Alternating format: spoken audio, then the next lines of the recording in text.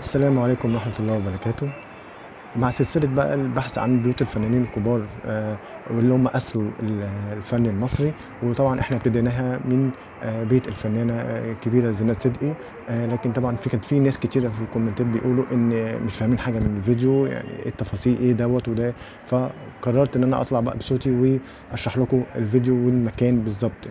إحنا وصلنا لبيت الفنان حسين رياض، وبيته موجود في 106 شارع خلوصي بحي شبرا، وكان ساكن في الدور التاني، والشقة مقفولة لحد يومنا هذا، يعني ما حدش بيهتم بالشقة، وده طبعًا كان على كلام البوابة الموجودة في العمارة.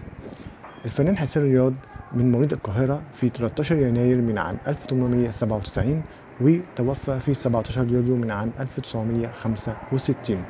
وهو اسمه بالكامل حسين رياض محمود شفيق، وله على فكرة أخ ممثل هو فؤاد شفيق.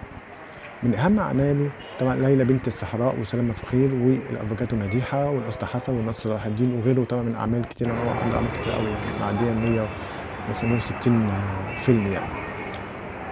بس يعني إحنا طبعًا كنا في شبرا وصوّرنا كذا مكان لكذا فنان يعني اتولد في حي شبرا، وإن شاء الله هننزّل فيديوهات متتالية إن شاء الله. وهنبحث برضه عن بيوت تانية، وهنكمّل سلسلة البحث عن بيوت الفنانين. وكده وصلنا لنهاية الفيديو، وألف شكر ليكم.